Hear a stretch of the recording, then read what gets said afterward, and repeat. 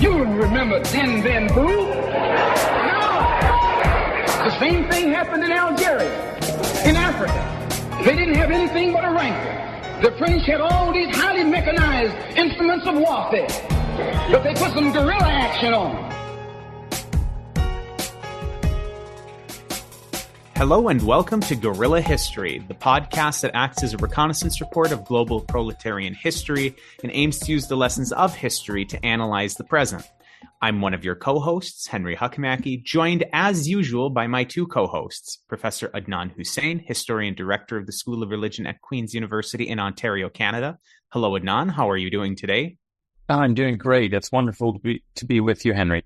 Absolutely. Always nice seeing you. Also joined as usual by Brett O'Shea, host of Revolutionary Left Radio and co-host of the Red Menace podcast. Hello, Brett. You're looking sharp today. Well, thank you, Henry. I deeply appreciate that. I'm doing well. I'm very excited for this episode. This is a really important, obviously, issue, and I think that the global left could be benefited immensely by understanding the history and the struggle of the Yemeni people. So I'm happy for this episode. Yeah, absolutely. And you teased the episode a little bit, but before I introduce the topic and our guests, I want to remind the listeners that you can help support the show and allow us to continue making episodes like this by going to patreon.com/guerrilla history. That's GUERRILLA history. And you can follow us on Twitter and keep up with all of the things that we're putting out individually and collectively at @gorilla_pod. That's GUERRILLA_pod. As Brett mentioned, this episode is going to be devoted to Yemen, particularly contemporary Yemeni history and how Yemen is relating to the ongoing genocide in Gaza. We have two absolutely fantastic guests today, one of whom is a returning guest and one of whom is making his debut on the show, although we have been in contact for a while on Twitter, and it's really nice to be able to talk with both of you. We have Shireen Al-Adeimi and Runa Earhus on the show. Hello to the two of you. It's really nice to have you on the show. Hi, it's good to be here. Yeah, it's an incredible honor to be here today. Absolutely. I would like to have both of you introduce yourselves and talk a little bit about how you got involved with writing about Yemen and analyzing Yemen. I know, Shireen, that we had previously had you on the show to talk particularly about the sanctions regime on Yemen, and I will link to that episode in the show notes. So listeners, that was part of our Sanctions is War series. Really terrific episode that Shireen was able to join us for. So the listeners are probably somewhat familiar with you. So why don't we start with you? Can you just tell them a little bit about your background and how you got involved with the work regarding, writing and talking about Yemen? Sure. My day job is an assistant professor at Michigan State University, where I study classroom discourse, and I teach pre-service teachers about literacy. And of course, this has nothing to do with politics, so you're probably wondering how I got involved with all of this.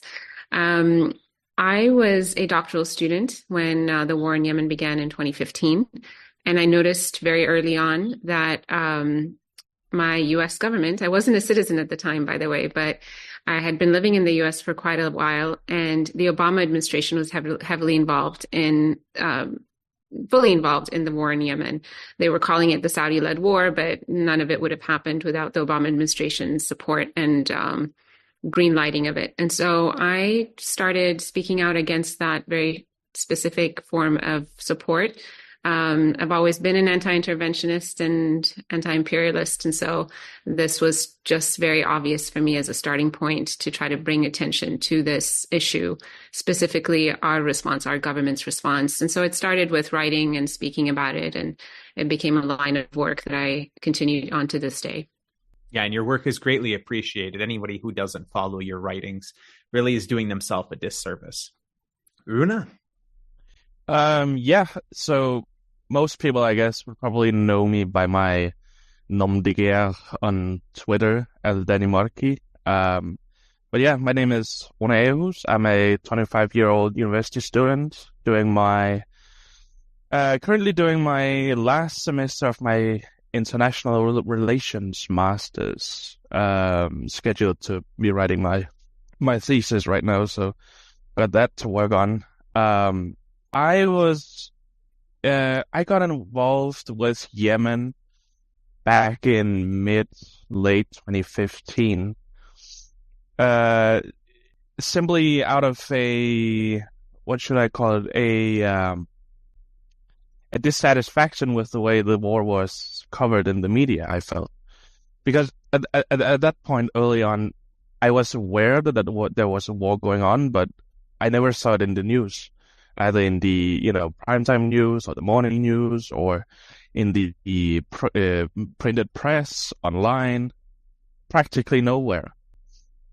My first encounter, real encounter with the country and the people was online through a political Facebook group, like a catch-all Facebook group, where I noticed these Yemeni photographers sharing their photos. They were like photojournalists.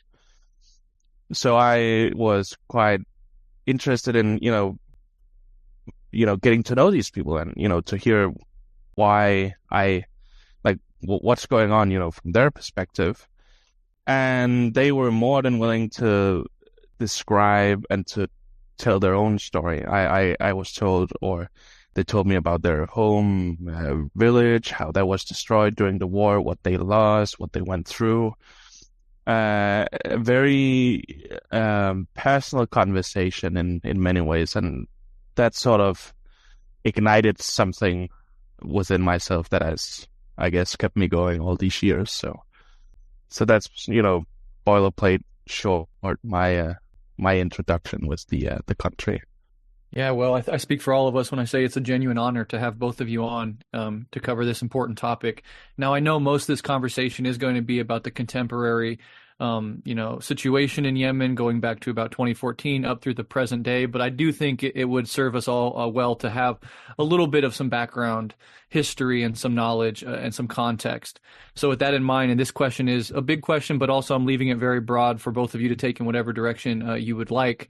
But maybe you could tell us some of the history, particularly the anti-colonial history in Yemen, and just kind of help listeners orient themselves to the basic historical context before we move into the contemporary era. I can start. All of this traces to Yemen's colonial history. Yemen had been historically one large southern part of the Arabian Peninsula, one large country. And then we had divisions that led to Yemen being split up into what was commonly known as North Yemen and what was commonly known as South Yemen, even though on the map it kind of looks like Northwest and Southeast. And historic North Yemen was ruled by a Zaydi empire, Zaydi kingdom, although there were Turkish incursions during the Ottoman Empire's time and lots of resistance to that throughout 500 years, 1500s to 1900s. So when the Ottoman Empire collapsed in 1918, we saw a resumption of the Zaydi Mutawakkilite kingdom in particular that ruled Yemen, northern Yemen, until 1963. South Yemen had its own history with colonialism as well. There were attempts by the Portuguese in the 1500s that were not successful, but then the British East India Company showed up in the 1800s and essentially took over, which was then transferred to the British Crown. And Yemen, specifically Aden, they ruled from Aden and it became their Aden colony. So you had a country that was divided essentially into North Yemen and South Yemen. Eventually, the North Yemenis fought against the monarchists and established the Republic of Yemen, or Yemen Arab Republic. And not without difficulty. It took 8 years for them to actually fully succeed in that revolution. They were supported by the Egyptians during Gamal Abdel Nasser's time, and they were opposed by the Saudis at the time, who were funding, and the British, who were funding the monarchists in order to maintain a monarchy in northern Yemen. In the south, they had their own resistance, and it led to liberation from the British and the establishment of the Middle East's only Marxist-Leninist country in South Yemen, which is the People's Democratic Republic of Yemen. So we had these two very different systems of government now between North and South Yemen, but there was always a desire for both parts of Yemen to be reunited, the historic Yemen to be reunited. There were lots of attempts to unite the two countries, and maybe Runa can add some historical context there about assassination of presidents who had attempted that unification. But the two parts weren't actually united until 1990, when it was close to the collapse of the Soviet Union prompted renewed talks for unity, and it led to North and South Yemen merging into one country, Republic of Yemen, under President Ali Abdullah Saleh. I'll pause there in case you have follow-ups or in case Runa wants to add more. Yeah, so Shireen is right to say that the quest for unification has been quite the bumper ride for both Yemeni nation states. Already in the early 1970s, they were trying both countries to ignite the reunification process, or at least have cordial talks about how that would materialize or take an effect. And at that point, you had essentially by the 1974 and 1975, you had two left-leaning heads of states in both countries. You had in the north, Colonel Ibrahim al-Hamdi, who was very popular, probably one of the most popular presidents Yemen has ever had, who rose to power in a bloodless coup in 1973, I believe, or earlier. And then you had in the south, you had Salim Rubai Ali, who was spearheading what many scholars claim to be South Yemen's Maoist period. So that ranges from the early 1970s or 1970 up until his death in 1979. But of course, as history would have it, the country was never reunified in the 1970s because Ibrahim al-Hamdi in the north, only 2 days before his scheduled visit to the south, was murdered at a banquet. Many point their fingers at Saudi Arabia for both executing it and financing it. And then you had Salim Rubai Ali shot dead in an internal power struggle within the National Liberation Front, which later became the Yemeni Socialist Party, but not in the 1970s. And then it looked like a spiral of absolute chaos from then onwards. North Yemen ended up with Ali Abdullah Saleh, who would preside over North Yemen and then unified Yemen for more than 30 years as an oligarchic, kleptocratic, despotic ruler ruled with an iron fist. And South Yemen would get the short end of the stick, basically, by 1990 when the country unified. There was later the War of 1994 where, the South seceded once again because they felt they hadn't been heard probably enough, and Saleh invaded with tanks and Scud missiles and jets and everything he had in his arsenal. So yeah, the quest for unification has always been there, and it has always been like a focal point of, I would say, Yemen's progressive movement, across different political affiliations, but it has been quite the bumpy ride, so to speak, to put it mildly at least.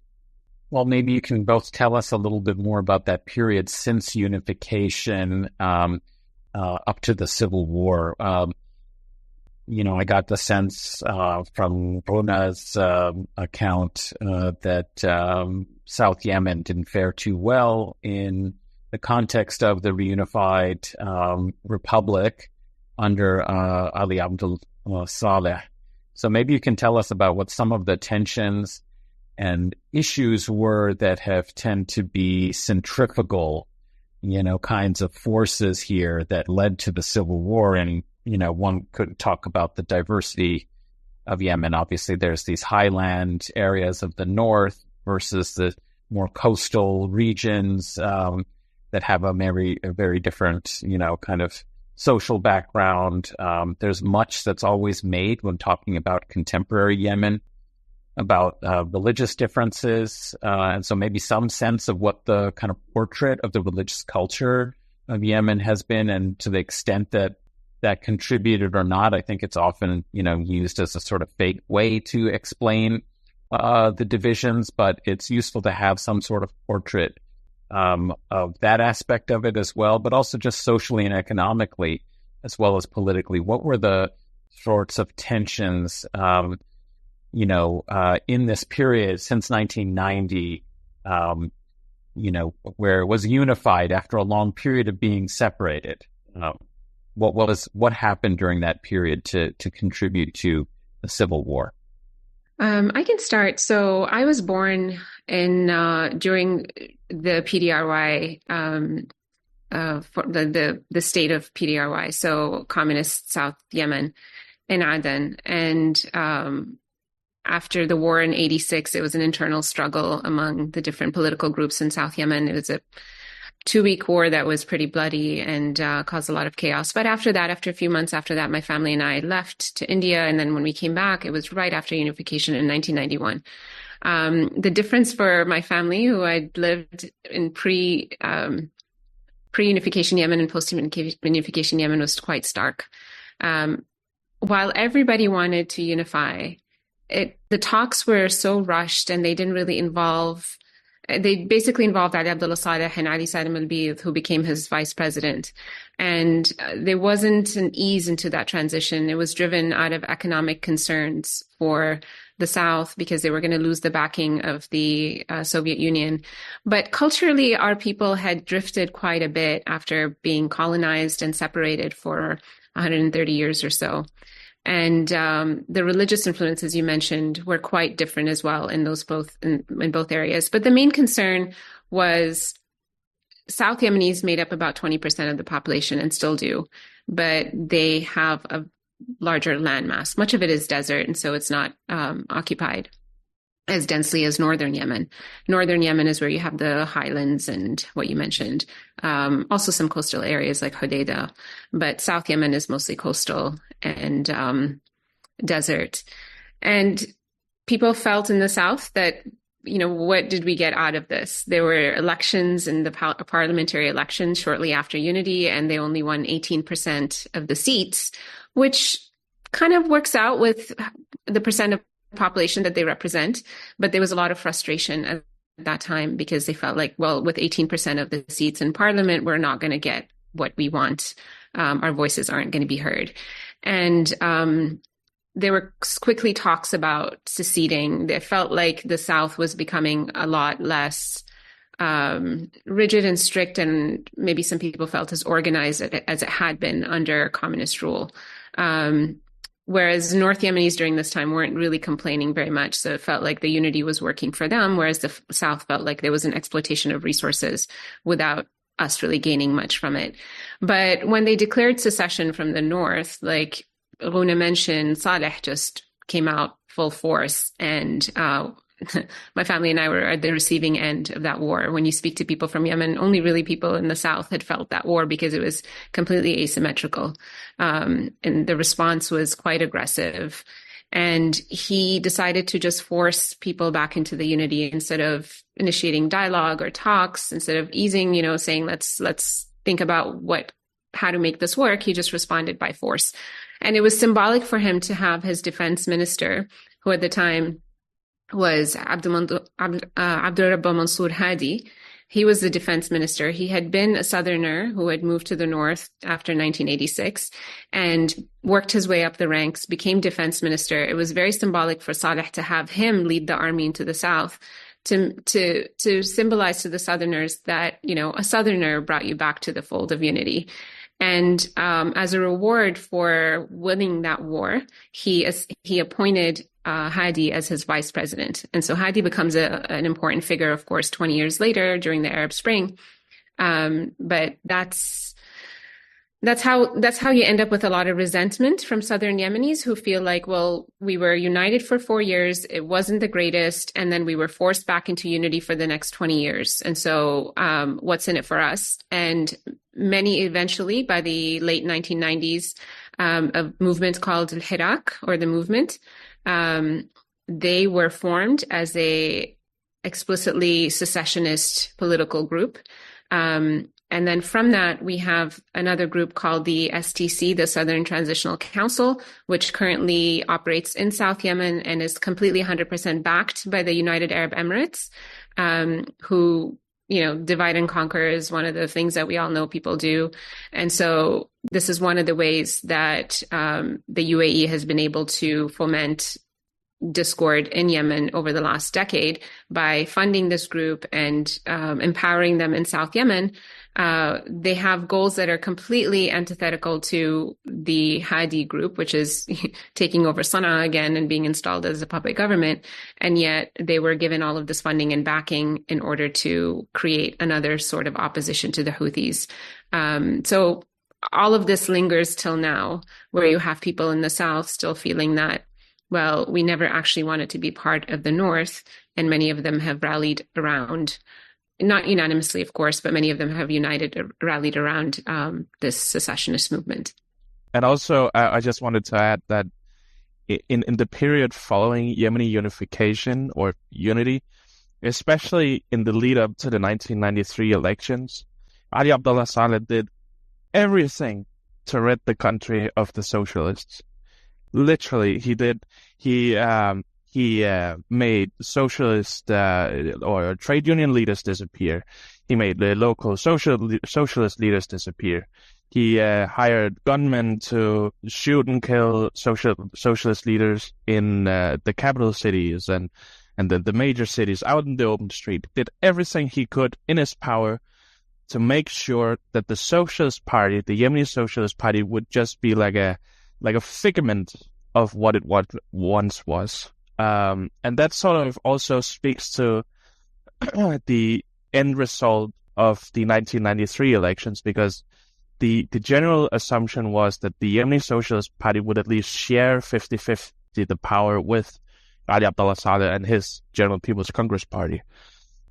And, magically that never happens. And instead, the party that wins the second most votes in the country is the one called Al-Islah, the Reform Party, the outgrowth of the Muslim Brotherhood. And he had been in deep contact, or in direct and deep contact with the Islah Party for a number of years, mostly because Saudi Arabia was fearing that the socialists would return to state power as a result of the elections, and did everything they could by, pulling the strings and talking to the people they had to talk to in Yemen to make sure that the socialists would never get state power. And, as history would have it, that's what eventually happened. Yeah, so I think that a lot of the listeners would be aware that Ali Abdullah Saleh ruled for about just under 22 years. Very brutal rule. I'm wondering if you can talk a little bit about what his rule was like between 1990 and the beginning of the Yemeni Revolution in 2011. And then also talking about the causes for the Yemeni Revolution, which I know, Shireen, you had mentioned was part of the broader Arab Spring. It was tied into the Arab Spring, but of course, within the Arab Spring, each individual locale has its own individual context and its own individual precipitating factors. It's not just like we can look regionally and say, well, the causes for all of these are the same. Like, yeah, some of the factors were the same across the region, but there is a specificity here as well. If you can talk a little bit about that. And I know, Adnan, you also wanted to ask about the role of outside influence as well. Well, yes, it's just something that's come up in the narrative. I mean, Shireen was just talking about some of these southern political formations and the fact that there was sponsorship and support from the United Arab Emirates for some of them, and that that was part of the divisions fomenting kind of separate, segmented rather than kind of unified national demands in the South. And in general, it seems to me, this is something that certainly came up, of course, in the sanctions as war episode that we've had in our discussion about what's happened to Yemen under the blockade and siege of Yemen, is how much outside parties have intervened in Yemen's domestic affairs, how much that they have sponsored various groups to foment division that has led to kind of fragmentation and competition and political turmoil and war in Yemen, and how important a factor that is, particularly when you look at the fact that Yemen is actually one of the more populous, nations in the region. I mean, these Gulf countries, particularly, say, the Emirates or, Qatar, Bahrain, these countries are pretty small in population, but of course, because of oil, they have enormous wealth, and they use this to help them, pursue their own particular political interests, their geopolitical alignments, and so many of them tend to be Western oriented. So that might be helpful to, get more understanding of the role of outside intervention has played in the civil war.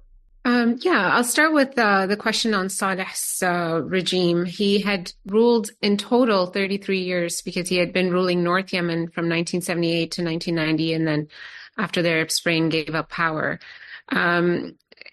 The question about outside influence is also linked to Saleh. But before he even came to power, Runa mentioned, the widely held assumption that Saudi Arabia was involved in the assassination of Yemen's most popular president, hands down Al-Hamdi. He was seen as the man who was going to move Yemen into an era where, we were a sovereign, independent country and able to unite both parts of the country without outside influence. And yet that wasn't given a chance due to most likely Saudi Arabia's intervention. And so Saudi Arabia is, among Yemenis, it's known as our first enemy or our historic enemy because of, even issues with land grabs in 3 provinces in Saudi Arabia today were historically Yemeni provinces. When there was a struggle in northern Yemen to rid itself of the monarchy, Saudi Arabia, being monarchists, wanted to make sure that Yemen was under a monarchical system, and they failed after 8 years. And so they've always involved themselves in Yemen's affairs. And many of these civil wars, it's difficult to think of them as civil wars when there had been so much outside influence and funding, and without which they wouldn't have turned into such deadly crises. But Saleh ruled with an iron fist, and Runa also mentioned the Islah Party, which is kind of seen as the controlled opposition that he created. He himself was a secularist, but he didn't mind this influence of the outgrowth of the Muslim Brotherhood, so to speak, of Islah. And their ties with Saudi Arabia remain very strong till now. Their leaders are in Saudi Arabia. And they've wreaked havoc on Yemeni society, essentially, and he's allowed them to with the Islah Party and Saleh's party. They were robbing Yemen of its resources. He created the system of, oligarchs, essentially, that were loyal to him and in return were enriched through Yemen's natural resources and all of the deals, all of the companies, outside companies that were coming into Yemen and, construction or oil companies or whatever. And they were all getting massive cuts. And meanwhile, Yemenis were impoverished through this time. Yemen became one of the, if not one of the poorest countries in the world, the poorest countries in the Middle East economically, but it's because people were robbed of their, rights and resources. Meanwhile, Saleh was known as one of the richest people in the world. By the time he was killed in late 2017, the UN estimated that he had something like $60 billion overseas. And so Saleh allowed this relationship with Saudi Arabia to also flourish. And not just Saudi Arabia, but by the 90s, he was getting very, very close to the US. And so he has this close relationship with Bush and in the early 2000s, and wants to position himself as a fighter of Islamic terrorism in Yemen. I mean, if you have time, go through the rabbit hole of WikiLeaks. It's just fascinating. His emails or his letters to Bush are like, we need F-15s, we need this. It's going to cost you about $1 billion, but hey, we're going to get rid of terrorism in Yemen. Meanwhile, this guy was basically letting Al-Qaeda out, and then oops, they escaped. Now we need more money to capture them. We need, more resources. And then, so he was just playing these games. It was just one more way for him to make money off of now the Americans in Yemen under the auspices of fighting terrorism. But he allowed, the drone strikes to happen in Yemen, the breach of Yemeni sovereignty, assassination campaigns by both the Bush and Obama administration later. This was all sanctioned by Ali Abdullah Saleh, who was a close ally of the West, close ally of Saudi Arabia. And that became a turning point and we haven't talked about them yet, but Ansarullah, who are known as the Houthis. And now, if you want to think about the different political groups that we mentioned, we have the Islah Party, who is very close to Saleh, but they have a fundamentalist kind of Islamist twist. And then you have the socialists who have been defanged, as Guna mentioned earlier. You have the secessionists who eventually were backed by the UAE. And now you have Ansarullah in northern Yemen, who are anti-imperialists, anti-corruption, and pose yet another threat to Saleh because they are openly speaking about things that you're going to get assassinated for if you spoke about in Yemen. So. Yeah, and ironically, just to hop in for one quick second, I'm sure Runa has something that he wants to add here before one of my co-hosts will have a question. But, you mentioned that Saleh was always promoting himself as this great fighter against terrorism. And then you brought up Ansarullah. It's funny that Saleh was the one who was promoting himself as the great fighter against terrorism, when in reality, if we look at who was actually being quite effective against particularly ISIS, who was it? It was Ansarullah. It was the quote unquote Houthis. It was not the government of Yemen, so that's just a kind of an irony there, that all of this money was being shipped there for the government for this one purpose, when on the other hand, the people that were actually carrying out that goal are still the enemies of the United States government, the people that were sending money to this dictatorial regime in the first place. Well, and the biggest irony is that now they are considered and characterized, and have been for years, as terrorists. Briefly, they were taken off and then put back on as terrorists, right? They're the ones who fought ISIS most effectively. Yeah, Runa, maybe you had something to add on the previous question. Yeah, I mean, there's this.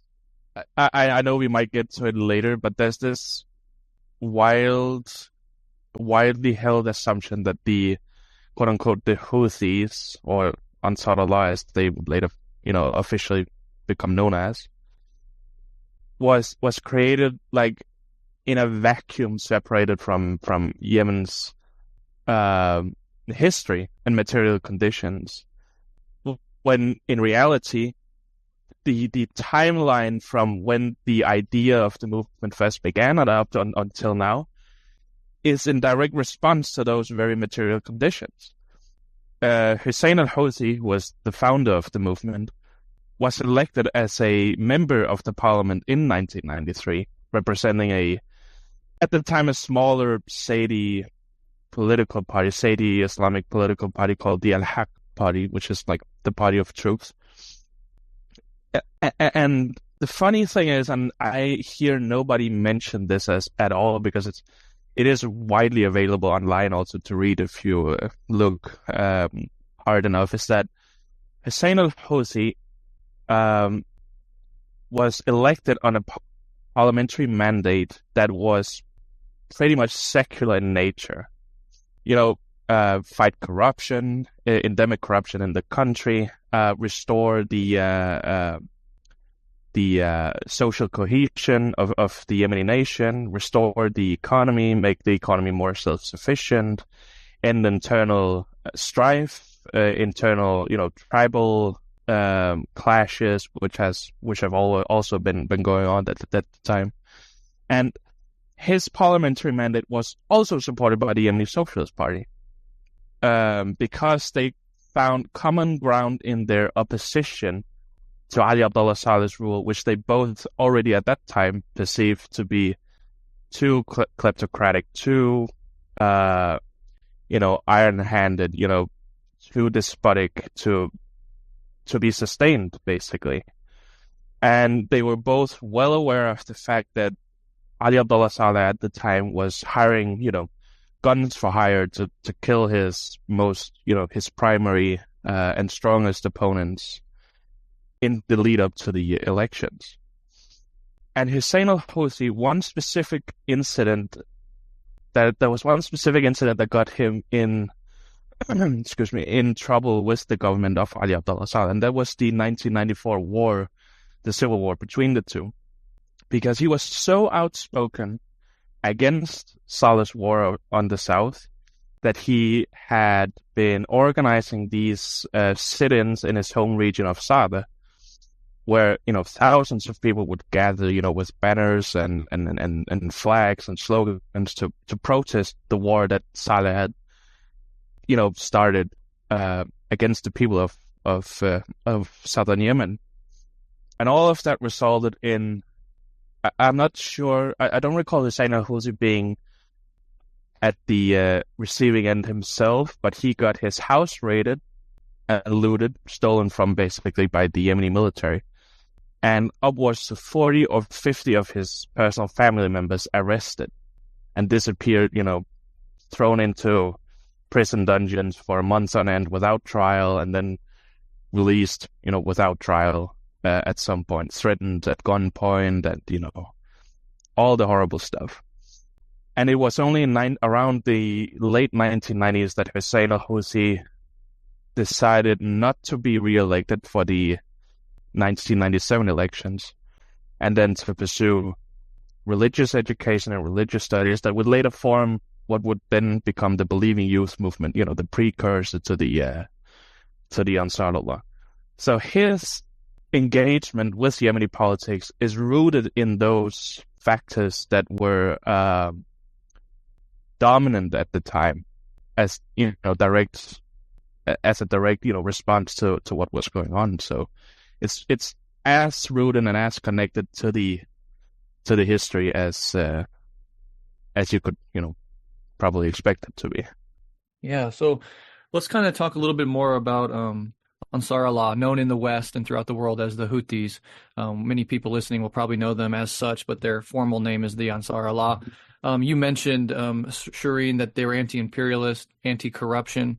I was hoping you could say a little bit more about their ideological background and their sort of rise to predominance, as well as this notion that whenever you hear about them, especially in the Western press, it always comes equipped with they're Iran-backed. They have links to Iran. They never call Israel, of course, an American-backed apartheid regime, or as I say, a Euro-American genocidal proxy force in West Asia. But for some reason, any organization with any links whatsoever to Iran are constantly beaten to our head as Iran-backed. So I was hoping that you could say a little bit more about their rise to predominance, their ideological inclinations beyond anti-imperialism and anti-corruption, and then what you make of their actual links to Iran. Yeah, so late 90s then, Hussein Badruddin al-Houthi forms a movement that is religiously oriented and rooted, as Huna mentioned, but still very much in response to geopolitics in the area and locally in Yemen. I mean, Sa'da is one of the most, at the time, it was one of the most impoverished areas, and there was no running water, electricity in parts. Whereas, like I mentioned, the president lived in castles in Yemen that you would just drive for miles, and his castle, the gates, the fence of the castle just keep going on. It would just go on and on and on. It was just this like display of wealth in a country that, he was just so open about his corruption. But Hussein specifically was very vocal against Saudi religious influence in Yemen. Zaydi Islam has the only place in the world where you'll find Zaydi Muslims are in Yemen, mostly North Yemen. And they're not a minority by any means. 40% of the population is Zaydi Muslim. And Saleh himself was from a Zaydi family. And yet there was this encroachment of Salafi and Wahhabi Islam into Yemen in the 90s that again Saleh allowed, and the establishment of the Islah Party was not helping at all. And they were starting to replace religious doctrine in Yemen with books that were printed in Saudi Arabia. I remember in school in the mid 90s, where all of our books, all of a sudden, they're like, oh, we're getting new religious books, and they were all printed in Saudi Arabia all of a sudden. And so there was this attempt to just indoctrinate Yemenis into that, sect of Islam, if you could call it that. And South Yemen was very susceptible to it because of our history of with colonialism. There was one of the consequences of not just the British colonialism, but also the communist rule that followed, was a disintegration of the religious fabric in Yemen, in South Yemen, which the North didn't experience. The North were mostly Shafi'is, Sunnis, or Zaydi Shias, coexisted for thousands of years, for 1,500 years. That wasn't an issue, but also firmly rooted in those theological backgrounds, whereas the South, became more susceptible to the Salafi Wahhabi version of Islam, which is why you find there were a lot of people from the South who went to Afghanistan, for example, to fight alongside the Taliban and whatnot. But the Houthis were like, why are we allowing our own theological fabric to be, uprooted by the Wahhabis? And why is Saleh allowing this to happen to our society? The Saudis came and they built one of the largest colleges or seminaries in Sada province, where the Houthis were. And so as a direct kind of confrontation of the strong theological roots that they have over there in Zaydi Islam. So he was preaching against that. And then the Iraq war happened, and he was, Saleh supported the U.S. intervention in Yemen, which is a complete turn. He had not supported the first Iraq war, and, Yemenis paid severely for that. But the second Iraq war in 2003, he supported that. And, that was another rallying call with Ansarullah, who are very much opposed to these wanton interventions and imperialist aggressions by the United States and our own government's support of them. Yeah, also, I would also like to add in the extension of what Shireen just talked about, the Houthis or the Ansarullah is a very interesting movement, because scholars to this day, even senior leaders in the Ansarullah political bureau, are still struggling to define what it actually is, because it's not a movement in the traditional sense, and it's not a political organization in the traditional sense. There are no card-carrying Houthi members; they don't exist. It's not like you apply for like a membership and then you wait like a few weeks and then you get your card in the mail. That's not how it works with this particular movement. The closest definition that I've been able to wrap my head around is that the movement is more of an idea. The Sayyid Houthi starts what basically becomes not an ideology, but basically an idea that, in his view, would be able to rally all Yemenis, despite political affiliation or Islamic sectarian affiliation, whether Shafi'i or Sayyidi. Based on the belief, he argued, I remember reading one of his lectures that are widely available online. He argues that the principal understanding of the religion has been so torn up between sects and what he basically calls these privileged sort of Islamic scholars who are interpreting religion through their own eyes and not in any way connected or in eye level with the common people. So he argues basically that the religion, which is unifying all Yemenis, should be a slogan or a rallying point where all people could like come together and fight for what needs to be fought for, like independence and economic sovereignty. And he uses the religion as like an analogy to explain the conditions of Yemen at the time, which is pretty interesting actually. So, and that's sort of also being perceived as a threat by Saleh, because he got not just the aftermath of the war in the south to deal with, major reconstruction. He ransacked the south basically. Everything was destroyed and looted and burned down and torn apart. It was a bloodbath, so to speak. And now he also has to deal with, this, what he perceived as a rabid religious preacher in the north being, increasingly more hostile to his own government. And that all boils over basically in 2001, 2002 with the introduction of the infamous Houthi slogan, which comes as a direct reaction to U.S. imperialism in the region, basically. So it's a very interesting part of that history that I often believe gets overlooked in the old general conversation. I want to turn this to 2014. So 2014 was the formal start of the Yemeni civil war. I remember it quite vividly. I was a year into my undergrad. My best friend at my undergrad was from Yemen.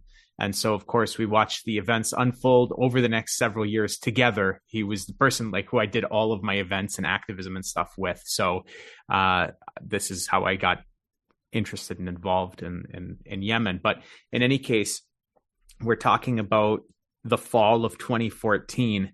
What we see is, again, the Houthis, using the term that's more widely used in the West, the Houthis come in and seize control of the capital of Yemen. And over the next several months, things become very strange. Like Hadi is proposing a plan to federalize the country, like split it into multiple regions that are then run in a very weird way, which of course almost nobody was happy with this plan, but yet that was the proposal on the table. We have the Houthis obviously being quite opposed to this plan, and this really kicked off the civil war in many ways. But how quickly things moved at the beginning was really interesting in terms of one day there was relative peace, and then the next day, the next thing you know, the capital has fallen.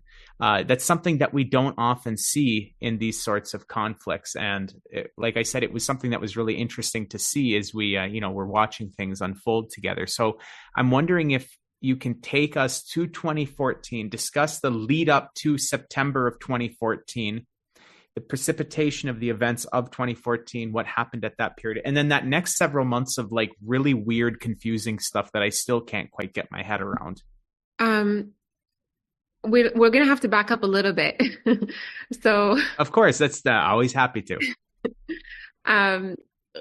Runa mentioned, the growing fear by Saleh with Hussein Badruddin al-Houthi in Saada. The response was militaristic. So he launched 6 different wars against Ansarullah between 2004 and 2010. They're called the 6 Saada Wars. He enlisted the help of the Americans, and he enlisted the help of the Saudis. The Saudis were fighting directly with the Houthis and were, losing. And it was quite embarrassing because Ansarullah would post all of the battle footage onto YouTube. So it was highly embarrassing for the Saudis and that's what made the Houthis or Ansarullah banned as a military group, because it was in direct risk. They had to defend themselves in their area. Now, Saleh did succeed in killing Hussein al-Houthi in the first of those wars. And so his brother took over. He was 25 years old at the time. And he's the current leader of the Houthis. So he's been in power now, or he's been the figurehead of the movement for the past 20 years. And his name is Aldanmarki al-Houthi. So they just continued to grow and to become stronger militarily through these 6 Saada wars.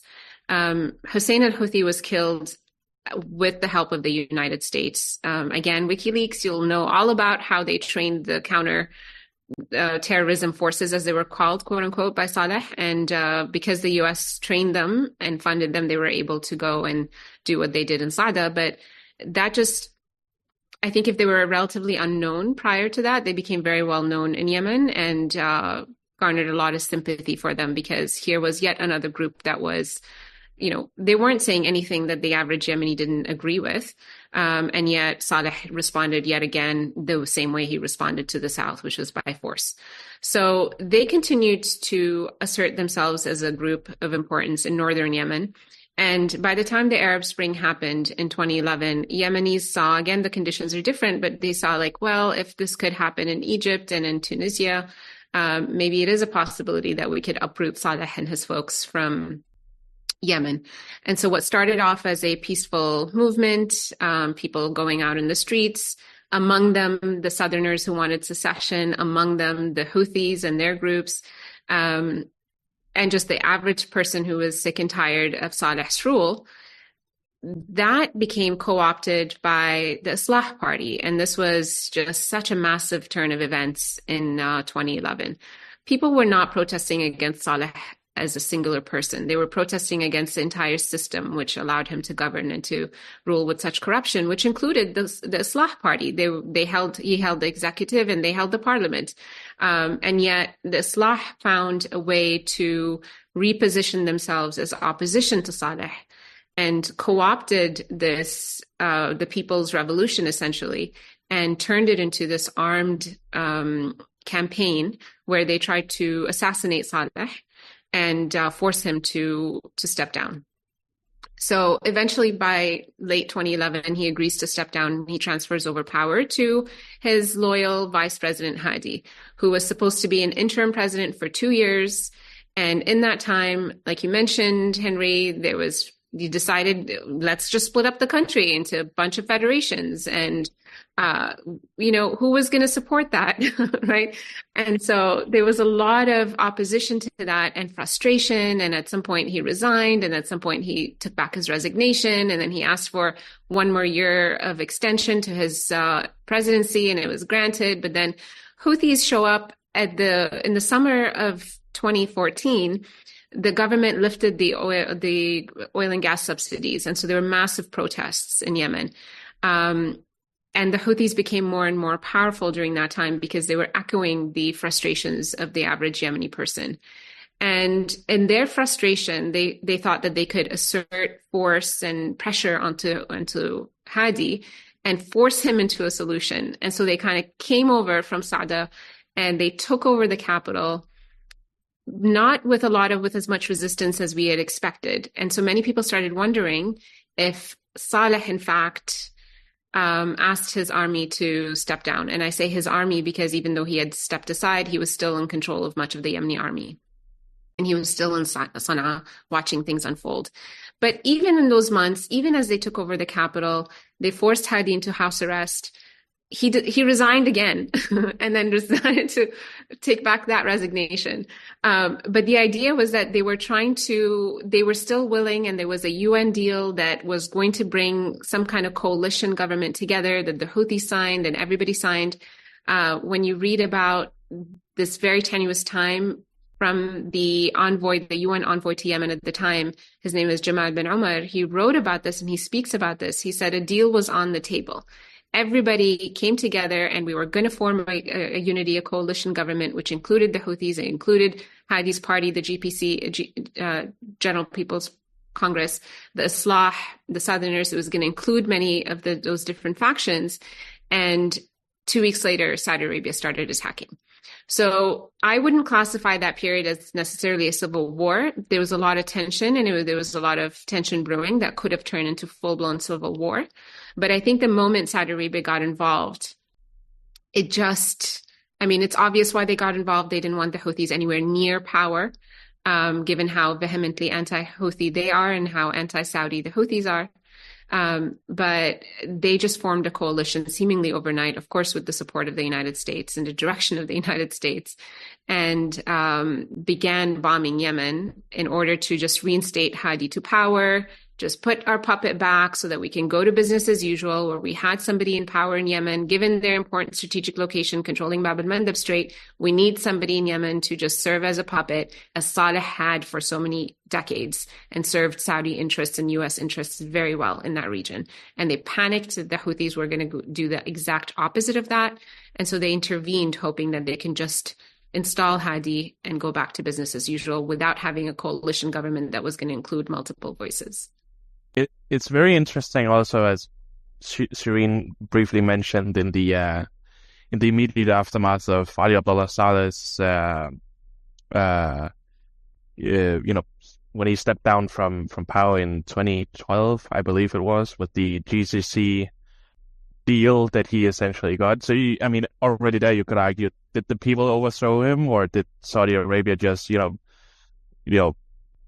force him out and, in place of an even more susceptible puppet figure, which would then be, Mansour Hadi. But that's a very interesting period, right? Like immediately after Ali Abdullah Saleh steps down, which is the National Dialogue Conference. So it was UN sponsored and everything. So basically all the belligerent political factions got together for a period of time to figure out how Yemen was supposed to move forward from, not just the Arab Spring, but, decades of internal turmoil and political strife. And Abdurrahman Mansour Hadi was elected on an interim basis precisely to oversee that National Dialogue Conference and to see it, to see it to its end, basically. And it's an interesting period because you have all of these political factions, each, pitching in how they would like the country to essentially be built from their own perspective. The Southerners would like more political autonomy for themselves and be able to govern their own economy and social and security for themselves on a more autonomous basis than just the central state dictating everything. One thing that crossed my mind and raised my eyebrows was the Ansar Allah delegation to the National Dialogue Conference, primarily led by two political figures, but the most important, in my view, was a certain Dr. Ahmed Sharafuddin, who was I believe he was the head of the law department at Sana'a University at the time. He was representing the Ansar Allah, and he proposed a vision for Yemen that would alter the constitutional framework entirely. So he argued that Yemen is existing on a constitutional framework that is inherently contradictory, because he says nobody had paid any attention to this when the two Yemeni nation states merged in 1990, but you got the socialist constitution of the South, the overtly secular constitution merging with a religious constitution of the North. So what they basically did in 1990 was, take 50% of everything, from both two states and then mash them together into one constitution and then, hope that it sticks. And, result was it did not stick. So what Dr. Sharafuddin argues is you have one article in the Constitution saying that God is the sole source of legislation, and that legislation only rests within the hands of God. And just beneath it, you have an article saying that it is the people who are the sole source of legislation. And he argues, it can't be both. It can't be God as the sole source and the people as the sole source. There's a contradiction. So he argues a new constitution completely absent of all religious wordings and a constitutional framework that is completely absent from all religion. no religion at all, no religious discourse, because he says, if we have a secular constitution, there's no single Islamic orientation that could take hold of, state power, basically. There's no Yemeni political figure of one particular Islamic orientation that can take power and then have that particular Islamic orientation control the entire country, basically.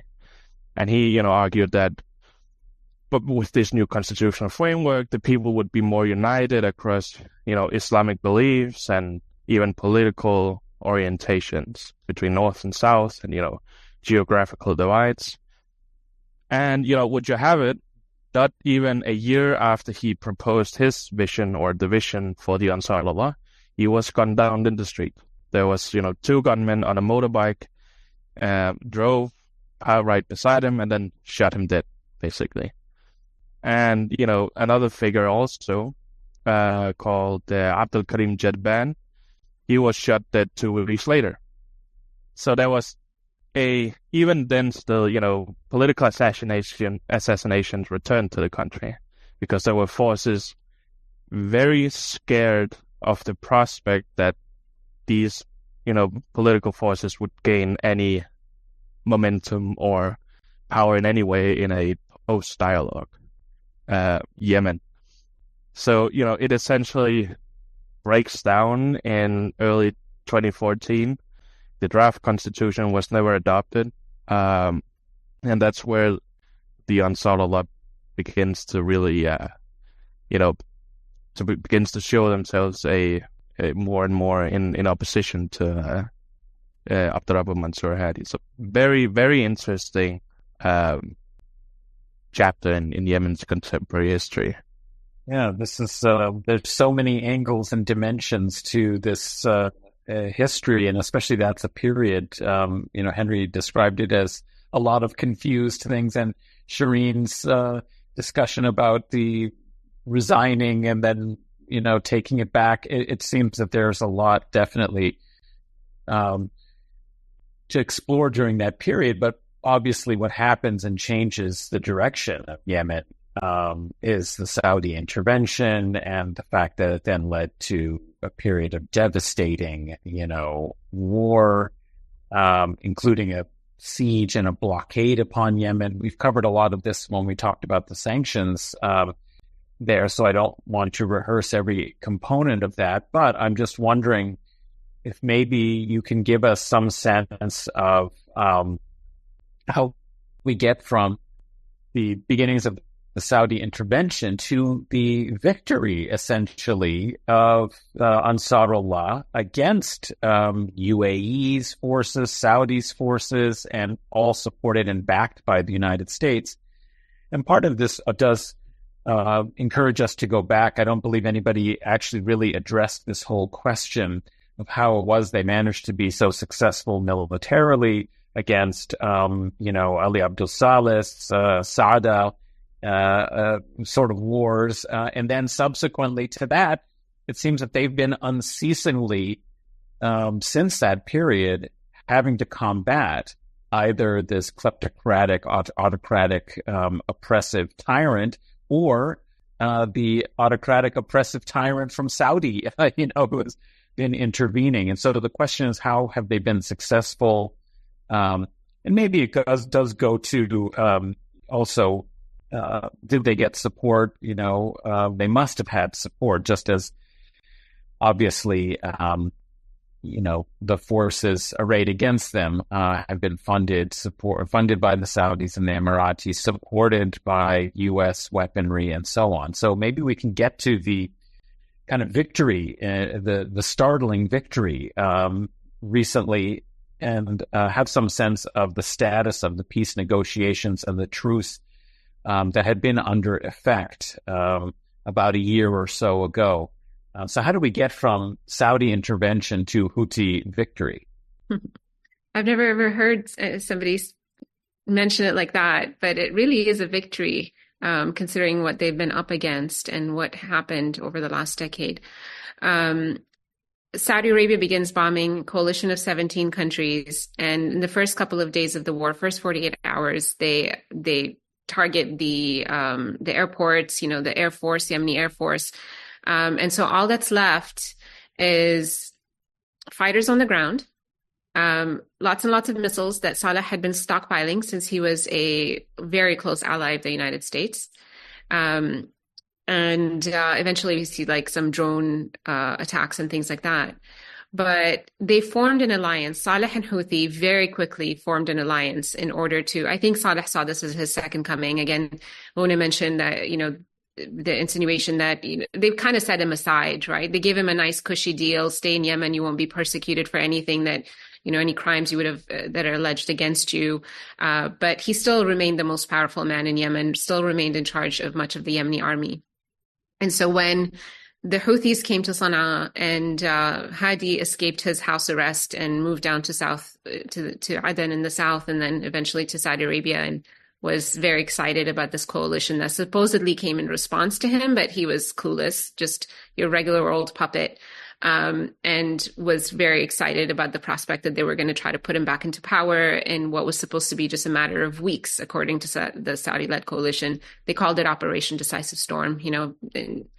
Storms don't last for a decade, but the Houthis and Ali Abdullah Saleh, despite their long history, were able to form a political, alliance, a military alliance. And so they were able to mobilize Saleh's forces, their own forces. And like Hona mentioned, this is not a membership-based group, right? So lots and lots of people from the Yemeni population were joining the ranks in order to fight, to defend their country from what they saw as an imperialist aggression against them, not allowing them to make decisions on their own as they were about to do, but to impose what these external factors wanted for Yemen. And so they were able to mobilize a lot of people on the ground. But fact of the matter is they did not have the kind of support that we can imagine them having, and we often hear about, we always hear the 4 consecutive words, Iran-backed Houthi rebels, as though you can't say one without the other. You just have to say it that way. We hear it all the time in the media. But Iran has little to do with the Houthis' inception. It has little to do with their motivations.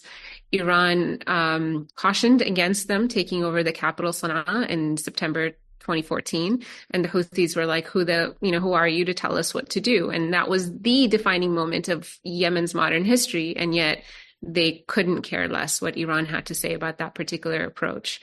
They do have a positive relationship with Iran. When you're surrounded by people who are fighting you, you start to have a closer relationship with those who are not.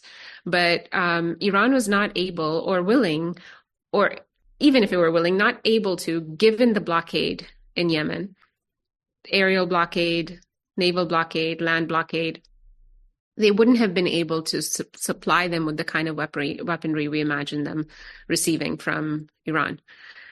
I think it's a convenient political statement to say that they're backed by Iran because Saudis would rather lose to Iran than to Ansarullah. The US would rather lose to Iran than to Ansarullah. But, and it's also just it's a euphemism for enemy to say Iran backed. And so you quickly categorize these guys as are the bad guys because they're backed by Iran.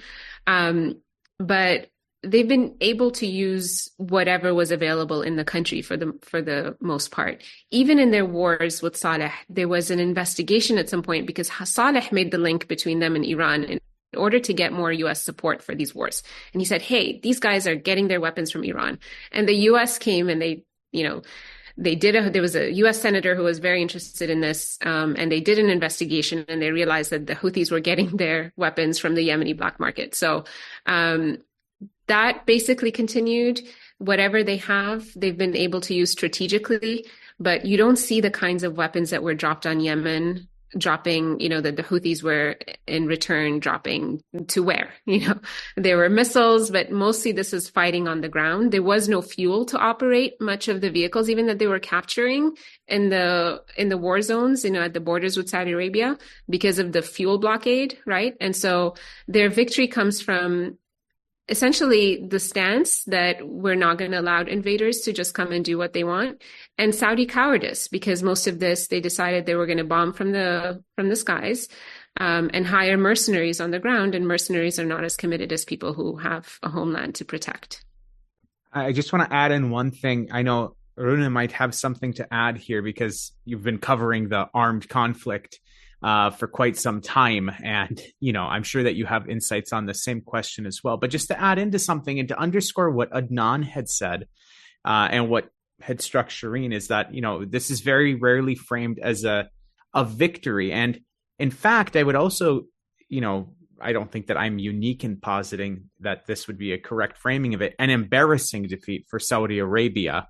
Not only a defeat strategically, but it was an embarrassment for them. Saudi Arabia had been cultivating their armed forces for years.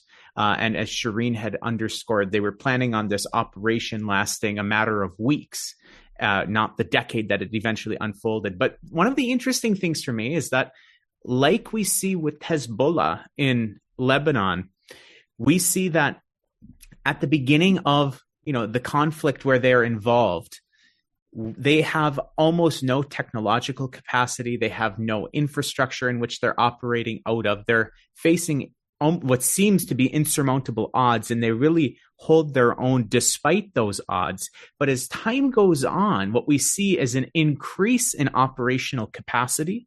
We see an increase in technological capacity. And of course, a lot of this is as a result of their cultivating relationships abroad, as well as, utilizing their resources on the black market, as Shireen had said. But one of the things that came out of this that, was I remember cheering like it was a football match when there was an oil depot in Jeddah that was struck ahead of a Formula One race in 2022. When the war had started, there was no chance that Ansarullah would be able to strike critical infrastructure within Saudi Arabia with any sort of impact. But what we saw is that by the time we got to 2022, 6-7 years into the conflict between the two, not only did they have the capacity to do so, but their operational strategy was so astute that they hit that infrastructure at the perfect time to bring the utmost amount of embarrassment to Saudi Arabia on the same weekend as a Formula One race, which of course Saudi Arabia is very involved. I know we've talked about this in our football episode, our World Cup episode, et cetera, but Saudi Arabia is very involved in sports washing. It goes beyond football. They're very involved in boxing, in golf. They just, bought one or, started a parallel league to the PGA. Football, of course, they're buying up teams and leagues and players. And of course, racing is very popular in Saudi Arabia as well. They really are sweeping up and scooping up a lot of the international sports scene. World Cup in years to come is going to be in Saudi Arabia. This is something that they're doing to sports wash the regime. And the idea is that they would get eyes on the country in a positive light. Who doesn't like watching international sporting events? And what happens when they have this major Formula One race that's going to be taking place? You have billowing black smoke because the Houthis were able to strike an oil depot in the same city as this Formula One race was scheduled to take place. So the ability to think through, utilizing what capacity they have in the most effective way, both operationally as well as in terms of, being an embarrassment for Saudi Arabia and, other enemies, as I'm sure we'll come to as the conversation goes on. But this is really fascinating to me that we see this growth in potential over time, not an exhaustion in potential, which is what one would be tempted to expect. But like I said, this is kind of parallel with what we see with Hezbollah in Lebanon. So, Rune, if you have anything to add here, I just wanted to throw that out there in terms of victory and embarrassing defeat. Yeah, actually, I would. Yeah, so basically, when the war begins, or when Saudi Arabia begins their airstrike campaign in March 2015, it's also coupled with a ground invasion from the north. So you had, columns of armored vehicles, tanks, trucks, everything, for logistical purposes, ready to move in when they felt they could do so into the capital city. The Houthis and Ali Abdullah Saleh's forces wait a number of months before retaliating. So it starts in March, and we are seeing the first strikes or, retaliatory strikes by Yemen in around September, November, basically. So by the end of 2015. And in that period of time, they're engaging in intense peace negotiations. They're saying, they have a back channel with Saudi Arabia and with other coalition members, and they're saying, you don't have to do this. We were so close to a political settlement. You do not have to do this. If you do this and if you continue, you will do irreparable damage that will damage you to in the end as time goes on. And they said that. They were very frank about the results and the consequences of Saudi Arabia's war on Yemen. But one thing I would like to point out is, with this whole Iran-backed Houthi rebels, there's the implied assumption that we're dealing with a ragtag group, armed group of people in flip-flops who maybe only have rudimentary military training at some, far away makeshift military camp. What resistance would they be able to mount against the most well-armed military force in the region? But that's where the narrative starts to crumble. Because when Saudi Arabia launches their war, we have around, and I know this because military historian Tom Cooper describes this brilliantly in a book called Hot Skies Over Yemen, Volume 2. He describes that by the start of the war, when the war began, there were 88 known brigade-sized units in the Yemeni military. And more than 46 of those brigades sided with the Houthi Southern Alliance. So that would include mechanized infantry, the Air Force also sided with the Houthi Southern Alliance, the missile brigades, so, long range, medium range, short range ballistic missiles. The Navy sided with the alliance. Every major brigade that could mount a resistance to this war of aggression sided with the, quote unquote, the Houthis. So when they begin to strike back at Saudi Arabia at around September, October, November, after, back channel talks had broken down because Saudi Arabia was sure that their decisive storm would be so decisive that they would just roll into Sana'a and overthrow the Houthi administration. Yeah, well, the first strike, if I recall correctly, was a ballistic missile attack in November 4th or September. I can't really remember the date well. But they had activated the entire ballistic missile stockpiles that the Yemeni military used to have.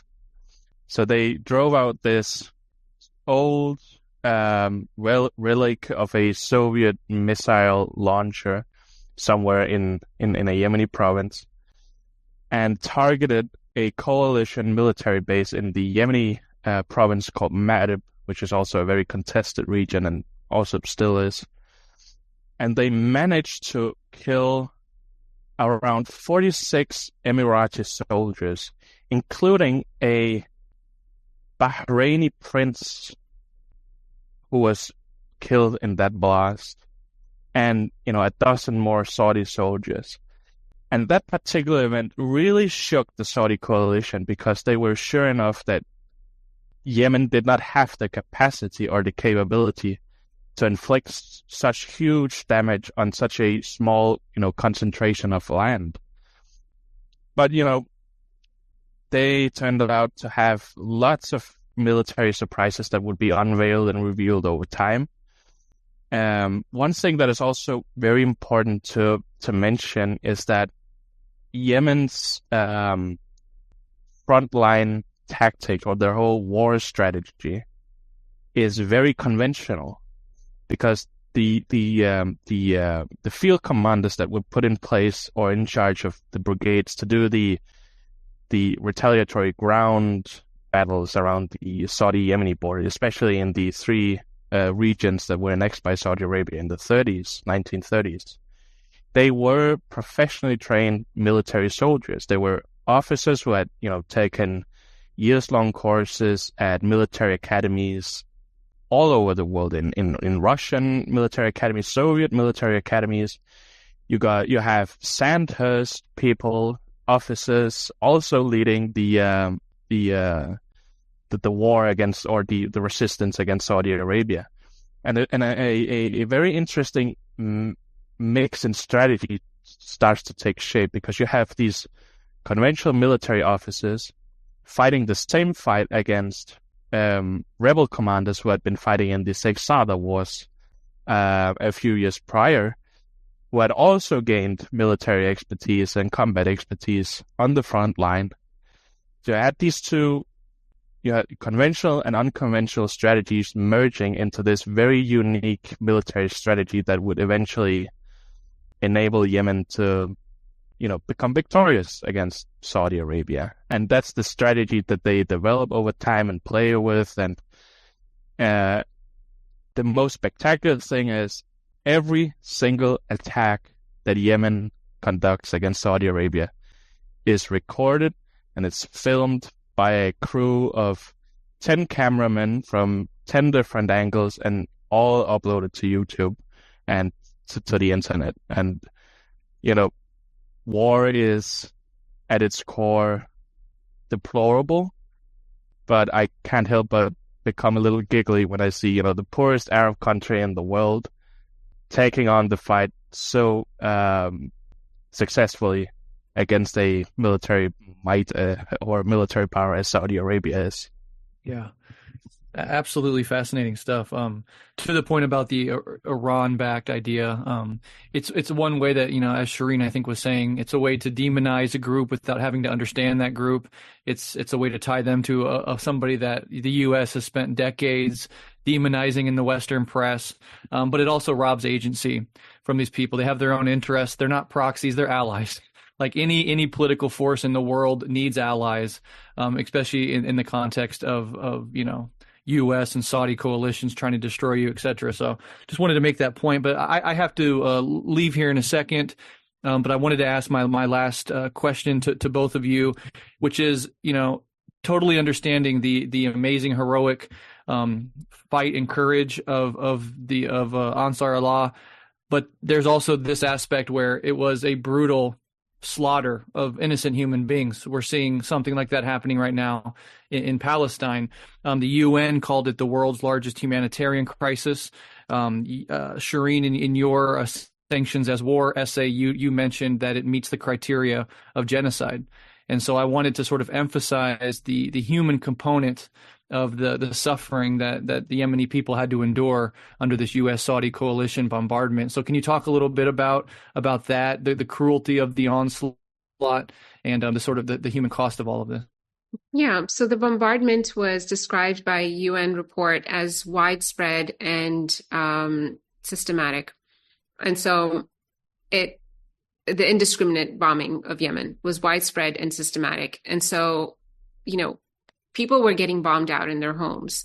It wasn't that, right now we're hearing, for example, the U.S. saying we're targeting Houthi targets, quote unquote. Meanwhile, they're targeting, residential areas, tourist areas, and airports and seaports and whatnot. That was the Saudi strategy as well, except that it was an average of 30 airstrikes a day for 8 years. And so the bombardment caused a lot of destruction and death and civilian toll. Meanwhile, you don't find that, they call it a war, but you wouldn't find that the Houthi targets were always military targets, or when they were attacking the oil fields, for example, in early 2022, which led to serious discussions of a ceasefire finally, because the Saudis and UAE were finally threatened enough, their stability was threatened enough that they were willing to negotiate seriously for a ceasefire. But you don't find that attack on civilians on the other side. Like, how many Emiratis and Saudis were killed in this that were not soldiers, that were not battling Yemenis, right? Maybe you can count them on one hand, if that, and some of it was friendly fire by the Saudis themselves. Whereas at the very least, the most conservative number of civilians who were killed in Yemen, which that number even they stopped counting in late 2021, was 377,000 Yemenis. And much of these deaths were caused by the blockade. So people were essentially starved in much of Yemen. Yemen, because of its impoverishment and because of Saleh's failed policies over decades, was importing 90% of its food prior to the war.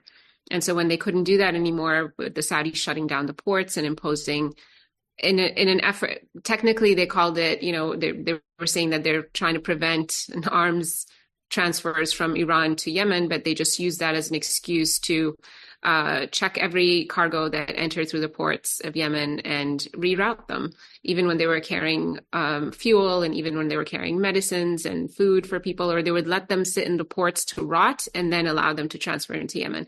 And so people were being starved. Hospitals were being shut down. 50% of hospitals shut down. 50% of the population didn't have any access to any healthcare whatsoever because there was no clean water and there was no fuel, and the fuel pump stopped working for clean water. Diseases like cholera and diphtheria started to spread. Yemen ended up experiencing the largest outbreak of cholera in modern history, much farther and much more extensive than what we saw in Haiti. People were dying because they couldn't get dialysis, or cancer patients who didn't have access to medicine, or COVID patients who didn't have even a way of testing, let alone getting treatment for COVID, or even children dying because there was no Tylenol for a fever, right? And so the blockade was, I think, most likely at least 1 million people have been killed. But of course, nobody was keeping track of these casualties, and many of these weren't counted as casualties of war. So that has been entirely devastating. And I think the saddest part of all of this was that nobody cared, it seemed like. So I'm really encouraged by all of the solidarity that Palestinians are getting right now, and there are people mobilizing in every major city in the world. And there's a case brought forward by South Africa at the ICJ. Meanwhile, in the case of Yemen, we were really just left to our own devices to just deal with it. And it didn't seem like a concern for most of the international community, mostly because of media attention. There's no way to justify this war. We had our quote unquote internationally recognized president and government in Saudi Arabia sanctioning this attack on Yemen, and lots of Western countries making hundreds of billions of dollars from weapon sales. And so there was no interest in this to stop. And they just provided diplomatic cover for Saudi Arabia and the UAE and the United States and the United Kingdom as they continued to bomb and starve Yemenis for all this time. And also, just to add to what Shireen is talking about, the very nature of Saudi Arabia's bombing campaign has been so beyond brutal. Like it's almost indescribable, and it's indiscriminate as well. It's not just indiscriminate as in whoops, we made a mistake, sorry about that, but it's deliberately indiscriminate. So you have weddings targeted, funeral ceremonies targeted.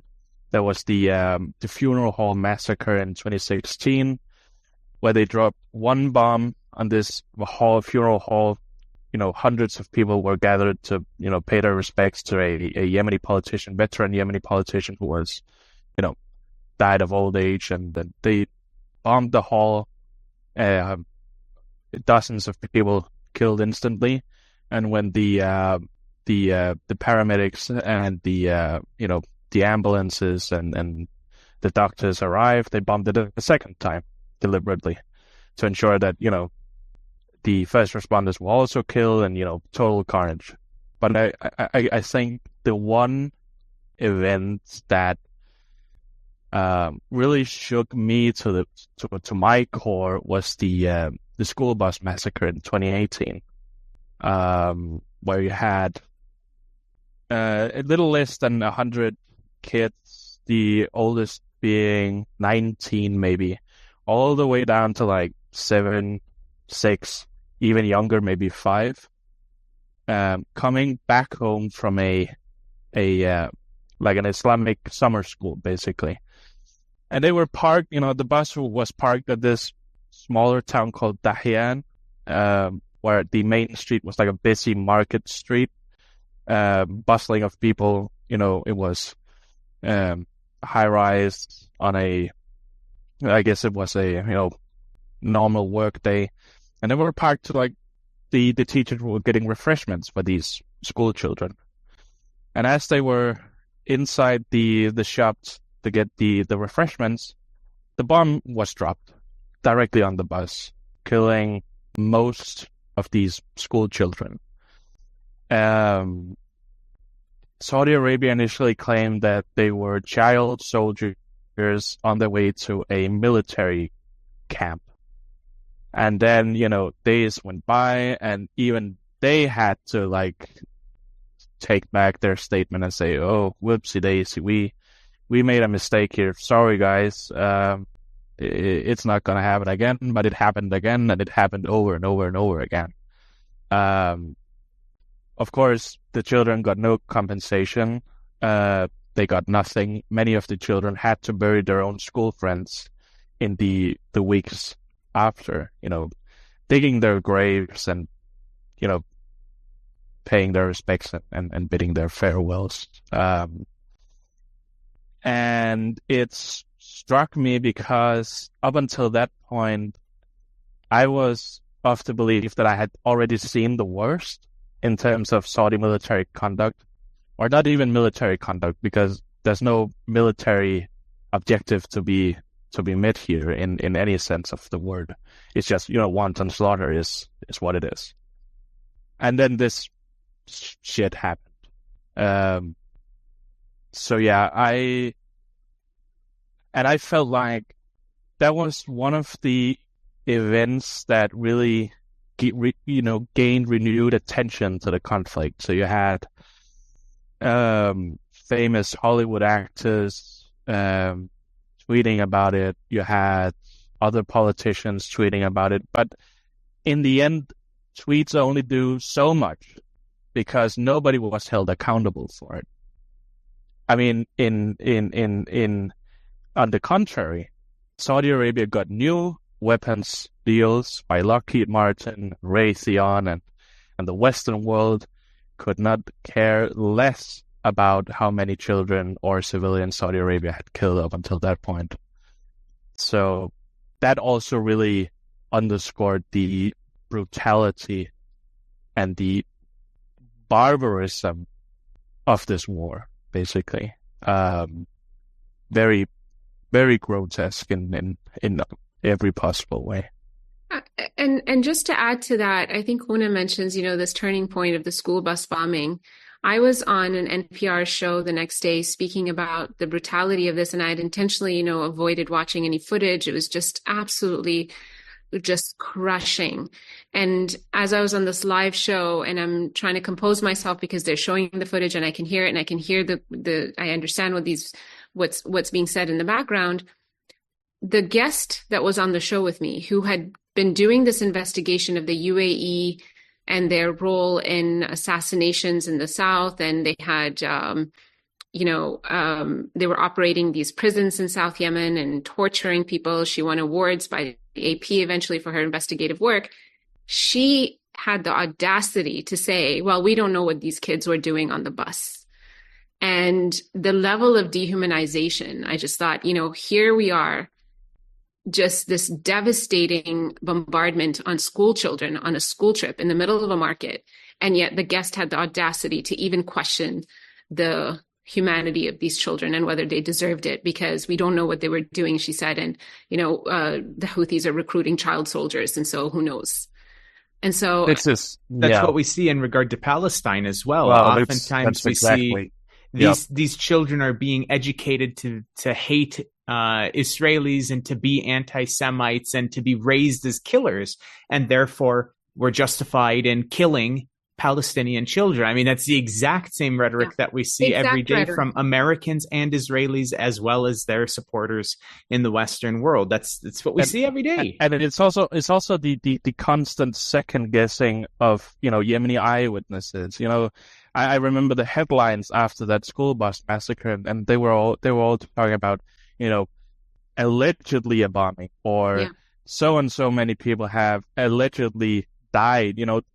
just like the Palestinians, the Yemenis are not killed or murdered or assassinated. They just die, out of the blue, So it's the exact same way the media has been covering the onslaught and the genocide in Gaza, how they, covered what was going on in Yemen at the time, like 1-to-1. Or they would say, for example, when they were cornered that, oh, well, the Houthis are using children as human shields. Or, well, we're not blockading Yemen. We're just blockading the Houthis. We're not starving Yemenis. We're just hoping that the Houthis would be starved and give up, right? And it's the exact same parallels. They talk about the entire, and this was not like, what's happening in Gaza is like sped up and it's devastating. And it's this, 2 million people living in Gaza undergoing this. 30 million people in Yemen were being blockaded for 8 years. The blockade is still ongoing. The restrictions have not been fully lifted, right? 30 million people. And they were all just painted with this wide brush as though they were deserving of all of this for daring to stand up against Saudi Arabia and the United Arab Emirates and the US and UK. Well, this is exactly what I wanted to draw parallels, is that what the Saudis have been doing with U.S. support and U.S. backing is exactly what Israel is doing in Gaza, has been doing, and that in some ways, obviously we know when we talk about the situation in Gaza, we always introduce the historical context that this isn't the first time there have been these dramatic assaults upon Gaza, where the same kinds of explanations that we're going after terrorism, it's okay to do this collateral damage and kill civilians. And so that essentially the world has become completely inured to, I don't mean the world, I mean, Western political elites have been completely inured to accepting these kinds of rationalizations that fit into their racist and Orientalist paradigms, where they don't value the lives of the victims of Israeli massacres. And it's exactly the same thing here in the case of Saudi Arabia versus Yemen. The sad and amazing thing is that you see that as the Gulf regions, this is maybe wider analysis, as these Gulf regions Gulf nations become increasingly militarized, enclaves of extreme wealth and privilege, and Western aligned, is that they are metamorphosing into, and we have the Abraham Accords, where there's peace agreements and normalization, between Bahrain and, UAE, with Israel, is that those Gulf countries are essentially acting very similarly, and they proved it during their assault on Yemen. And it's a broader scale, and what it shows is that it isn't just this kind of question of, Israel narrowly in its particularities. It's that it's a model. It's a model supported by U.S. empire for how it wants to remake the region, and we see it already happening in the last decades, these terrible consequences. So, perhaps we could talk a little bit more about the ceasefire and the status of all of this, but, the Houthis managed to force, as we've alluded to, force the Saudis, after UAE already pulled out from it, force the Saudis into a ceasefire since April 2022, and that there's been an ongoing kind of process of working out what the kind of future will be, and negotiations. Given that context, to me, it's so amazing the fact that the Ansar Allah, after going through years and years of this terrible war, blockade and siege, has been willing to kind of risk, you might say, the fragile possibilities for peace negotiations and an ending to conflict, and putting Yemen finally back on track towards being a normal country, lifting the blockade and so on, that they have been willing to put into jeopardy that by this amazing, courageous act of solidarity in support of, Palestinians. And so I wondered if maybe we could talk a little bit about what's involved there, because in the media, obviously in the Western media in particular, in addition to those tired tropes of them being Iran-backed and so on, Iran-backed proxy, is we also get statements that, well, this doesn't really have anything to do with Gaza. This is for their own, like, kind of internal political reinforcement of their power. And the corollary to that is that they are extremely unpopular. And of course, this is a very complex situation. There have been so many different parties and involvement. Of course, there's not going to be one unanimous, kind of Yemeni, perspective on its political future. But the idea of trying to and bringing on, people who are ostensibly Yemeni figures to come onto Western media. I've seen a couple of these people who criticize what the Ansar Allah are doing.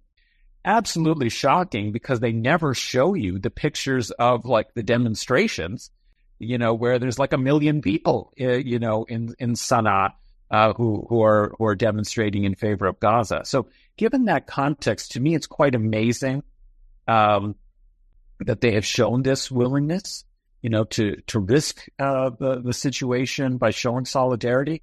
And I wonder what your perspectives might be on this, given how distorted the media portrayals and discussions by political figures who are justifying U.S., UK aggression, which of course we need to talk about as well. But to justify it, they're saying all of these things about Ansar Allah and about the political situation in Yemen. Well, I want to hop in for a brief second, because it's very funny. I had 2 questions planned, and Adnan hit both of them in that really excellent, discussion that Adnan had. But I just also want to kind of underscore the 2 points that I had out of that bigger question that Adnan had, as if the question wasn't big enough for the 2 of you. I do apologize. But 2 of the things that came up in that were that, of course, we want to talk about why Ansar Allah is doing what they're doing in the Red Sea, in solidarity with Gaza, and, if you can talk about their justification for it. But then also something that came up that Rune said when discussing parallels with Palestine, and how there's this different framing within the media in terms of killed versus died versus, massacre versus collateral damage or something like that, regarding whether it was Palestinians that were being accused of carrying out some action that resulted in death versus Israelis, blatantly assassinating people. My wife is a trained linguist, and she's currently doing some advanced schooling in the U.S. So a long time without seeing my wife. But one of the things that she had to do was, a project that was looking at like metadata and, narratives. And I said, well, look at is the way that things are framed in the Israeli-Palestinian conflict, and just look at the verb usage, passive versus active. Look at adjectives that are used. Look at the different nouns that are being used, when the actual context in some of these cases is actually fairly similar. And I mean, I think she knew what she was going to find. She's not as politically connected as I am, obviously, because it's hard to get more politically connected than I am. But anyway, she looked at it. She was shocked. But guerrilla history listeners, I'm sure you wouldn't be. I mean, the framing is absolutely obscene, the way that the media intentionally skews things. And as Adnan had pointed out, this is exactly what we see with regard to Ansar Allah and their actions in the Red Sea, and regarding their reasoning behind what they're doing in the Red Sea, particularly, as well as how they're being framed as a group as a result of it. So yeah, I know that I basically just rehashed a couple of the points that Adnan said, but I did want to kind of underscore those 2 points in particular, because I think that not only are they particularly relevant for us to think about in terms of what's going on currently, but also those are things that we have to face every single day when we look at the media. Yeah, I think you're always going to have these stooges of empire, trying to justify, or, they know their audience. And so they're telling them what they want to hear, which is that they don't have to like this, of course, but they have the popular support of Yemenis. The Houthis and Ansarullah would not have been as successful in governing, because they've not just been fighting, but they've been governing Yemen, for the most populous areas of Yemen, where 80% of the population resides. since 2015 without popular support. And when you see just every Friday, today's Friday, and there are millions of people out in Sana'a and in every major province in Yemen, so millions of people showing up in support of the Palestinians in defiance of the US-UK airstrike. And they had been doing that for the past decade. This is not new. And so the idea that Ansarullah needed internal support, I think, is laughable because they already have internal support from the population. Maybe they don't have support from those in the South, of course. The South is now, historic South is back under coalition control, which basically means some parts are with the Saudi-backed groups, some parts are with the UAE-backed groups, and then you have a mishmash of terrorists in that area as well. And the UAE, which says that it left Yemen, is still operating assassination campaigns in the South, is still plundering resources, is still occupying Yemeni islands. And so in the midst of all of this, there was a, peace agreement, wider peace agreement. It was going to lift more of the blockade, allow more fuel into the country, allow more flights out of Sana'a airport, and to also reopen Hodeidah airport. And all of this was negotiated. The Saudis were desperate to get out of this war, given how costly and embarrassing it has been to them. And the agreement was supposed to be signed, rumors had it, by this past January, and yet Ansarullah were willing to set that aside. And I think it highlights just the origin. We talked about a lot of the origin of the movement, and it highlights that even throughout this decade of war, they've remained committed to their ideals of anti-imperial ideals, supporting and targeting very, very precisely and carefully. They're not going to go after civilians like the Saudis do, or like the US does, or the Israelis do. They understand what matters most, which is capitalism. And they understand that given their strategic location, they're able to inflict economic damage to Israel specifically. And we see the port of Israel, the port of Eilat in Israel, struggling because of the blockade that they've imposed on Israel-bound ships or Israel-owned ships. US and UK put together a coalition called Operation Prosperity Guardian, which, again, who comes up with these names? But at least this one is very, very clear in who they're defending, and it's clearly a defense of capitalism. And they're calling it defensive strikes on Yemen every time they started retaliating, essentially, for Yemen's stance to prevent a genocide in Gaza.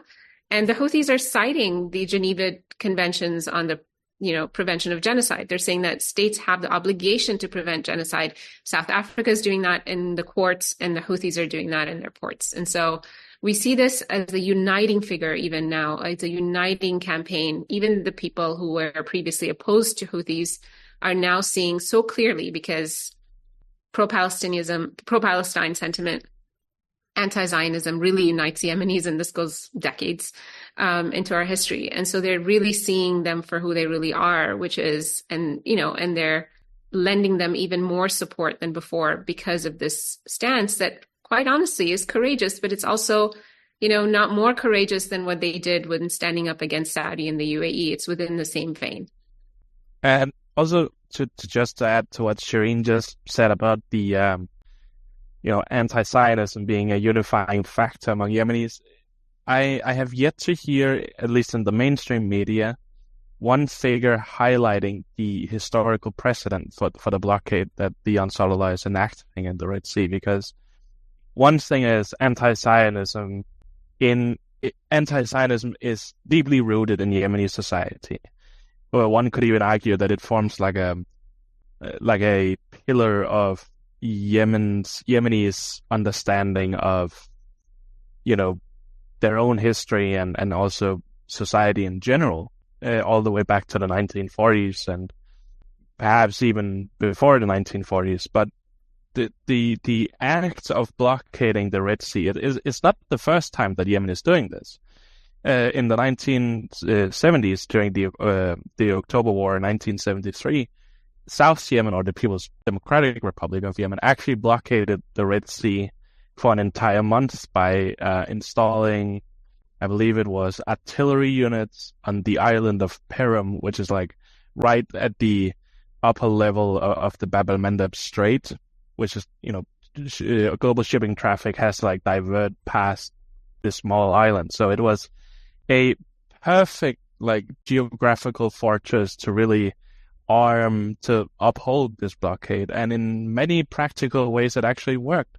Also, one has to mention with the help of the Egyptian Navy was, of course, heavily involved in that war. So there's a historical precedent for it. And the Yemeni people, I mean, word on the street is this is entirely legitimate, and had it not been the Ansar Allah, it would have been someone else. That's the general way the Yemeni people perceive it, because when the US and the UK began their airstrikes in direct response to the Red Sea blockade, you had figureheads of many opposing parties suddenly finding common ground. So you had the advisor to the Ministry of Information of the so-called, recognized government, exiled in Saudi Arabia, coming out in full force against the airstrikes and saying, we, as proud Yemenis, object to any intervention on our country by foreign forces. And you had tribal sheikhs from the south and even from the easternmost region of Yemen called Al-Mahra, coming out also in full force and solidarity and, united struggle with the Ansar Allah, backing up the Red Sea blockade. So, the US and the UK really shot themselves in all 4 feet when they started their bombing campaign, because at one point it was almost like the civil war was going to end. That's how united the Yemeni people became, and it would have been very weird for the Biden administration to inadvertently have ended the Yemeni civil war based on a miscalculated bombing campaign. But I mean, that it just speaks to how the Yemeni people perceive this in the Red Sea. Well, yes, that was probably, you've been very generous with your time, and it's been an incredible discussion. We could continue on and on with this fascinating analysis and details that you're bringing. But maybe, I was going to close with just a sort of final query about what you think the effect of the US-UK intervention in the Red Sea will be on, Yemen, Yemeni politics. It sounds like, Runa, you're suggesting that it's the one force that might be able to bring together all factions. So that'll be interesting. But if you have any other remarks, either of you, about the current situation, and the quandary that this puts, Saudi in, I think this is a quite interesting component of it as well. Please, you've been so generous, but any concluding thoughts that you have about the current situation in Yemen in relation to facing, US-UK attacks for their solidarity with Palestinians? Yeah, I mean, what Luna said about this being a unifying factor, and he mentions, the 1973 PDRY blockading of the Red Sea, no matter what system we had in power. Think about the monarchists who walked out of the UN in 1947 when Palestine was partitioned, the communists who blockaded Bab el-Mandeb Strait in support of Palestine, Ali Abdullah Saleh himself, who opened up Yemen to all Palestinian leadership, especially during the civil war in Lebanon when, they weren't welcome in Lebanon. So Yasser Arafat and even leaders of Hamas, no matter who you were, a Palestinian leader, you were welcome in Yemen. And Palestinians were welcome to come and work in Yemen. Growing up, I had many Palestinian neighbors who were living and working in Yemen. They weren't in refugee camps, for example, like you see them in other countries. So no matter what system of power we've had, they've always been aligned with the will of people when it came to anti-Zionism and pro-Palestine. As a colonized people, we see Palestine as not having won its liberation yet. Right. And as people who have most recently been blockaded, they understand very intimately and acutely the effects of a blockade on a population, on a civilian population. And so all of this is coming out of genuine concern for the Palestinian people and in solidarity with them. And we're seeing even members of the Islah Party saying that, who've been fighting the Houthis for a decade or more, and they're saying that they welcome this position in the Red Sea, right? And so this could absolutely unify the Yemeni people, at least those who have, who matter, let's be honest, and could lead to a unifying kind of moment that the war unfortunately was able to destroy. But I also think that the Houthis are gaining a lot of clout in the region.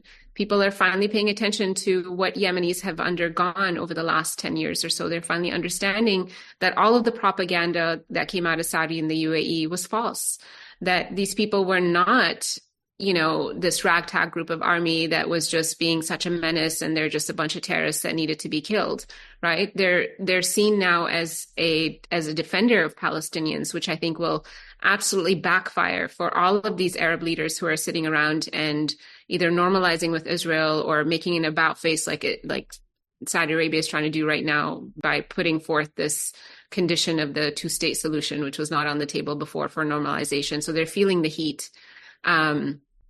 And I think it'll just show that all of this was for nothing. Whatever the US intended to do and the Saudis intended to do when they attacked Yemen in 2015, the very exact opposite happened. And now their enemies are more powerful than ever, militarily, strategically. And they're also more popular than ever, which honestly I never imagined happening until these latest attacks.